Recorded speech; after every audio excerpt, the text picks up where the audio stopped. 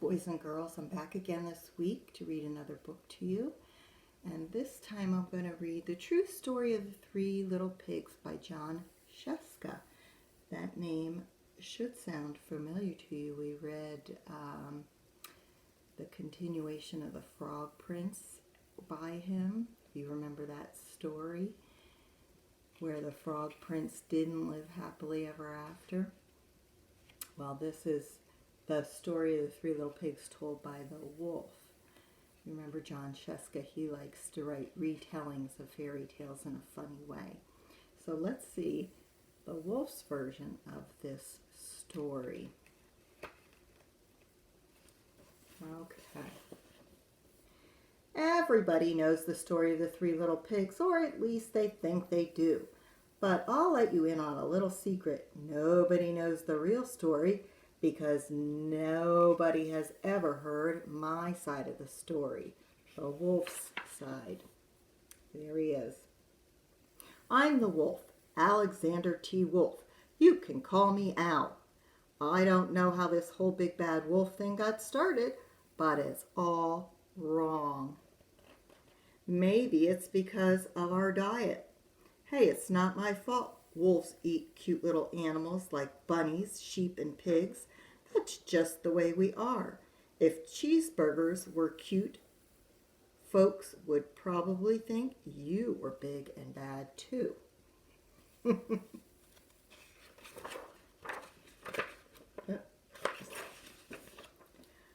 But, like I was saying, the whole big bad wolf thing is all wrong. The real story is about a sneeze and a cup of sugar. This is the real story. Way back in Once Upon a Time land, I was making a birthday cake for my dear old granny. I had a terrible sneezing cold, and I ran out of sugar. That's the story he's going with. So I walked down the street to ask my neighbor for a cup of sugar. Now this neighbor was a pig. And he wasn't too bright either. He had built his whole house out of straw. Can you believe it? I mean, who in his right mind would build a house out of straw? So, of course, the minute I knocked on the door, it fell right in. I didn't just walk into somebody's house. So I called, little pig, are you in? No answer. I was just about to go home without the cup of sugar for my dear old granny's birthday cake. That's when my nose started to itch, and I felt a sneeze coming on. Well, I huffed and I snuffed. And I sneezed a great big sneeze. So he's saying, I didn't huff and puff and blow the house in. I had a sneeze.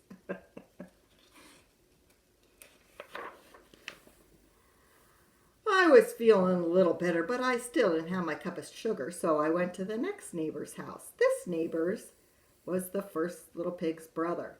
He was a little smarter, but not much. He had built his house out of sticks. I rang the bell on the stick house. Nobody answered. I called, Mr. Pig, are you in?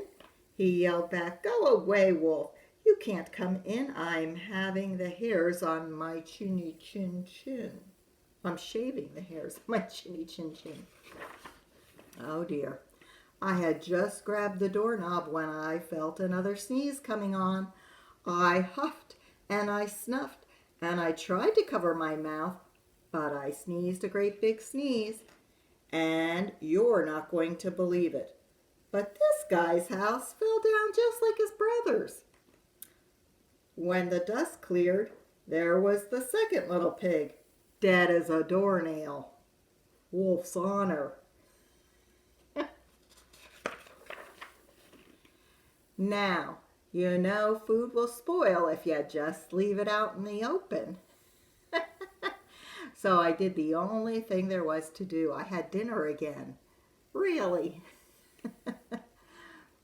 Think of it as a second helping. I was getting awfully full, but my cold is feeling a little better, and I still didn't have that cup of sugar for my dear old granny's birthday cake.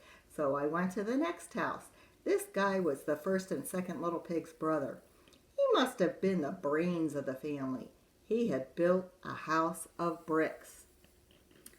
I knocked on the brick house, no answer. I called, Mr. Pig, Mr. Pig, are you in? And do you know that rude little porker answered, Get out of here, Wolf. Don't bother me again.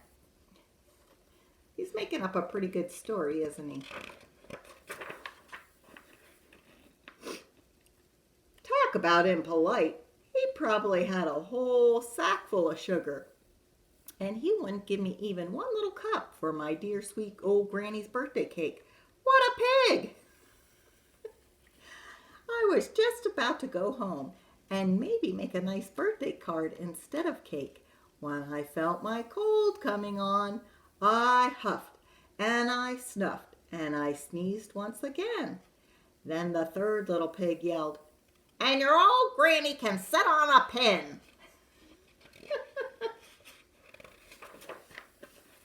Now, I'm usually a pretty calm fellow, but when somebody talks about my granny like that, I get a little crazy. When the cops drove up, of course, I was trying to break down this pig's door.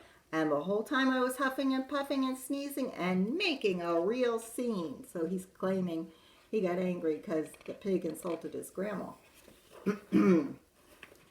The rest, as they say, is history. And there's the newspaper article, Big Bad Wolf.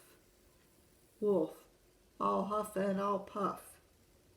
A.T. Wolf, big and bad. The news reporters found out about the two pigs I had for dinner. They figured a sick guy going to borrow a cup of sugar didn't sound very exciting.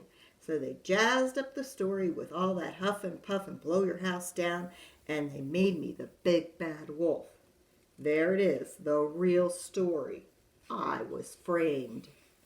So whose story do you believe? But maybe you could loan me a cup of sugar. So that's the story from the wolf's point of view. He's saying he had a cold and he was just going to borrow a cup of sugar. And he sneezed and blew their houses down. And of course they died and he couldn't just leave them there. He had to eat them. Do you believe that story or do you believe the true story of the three little pigs?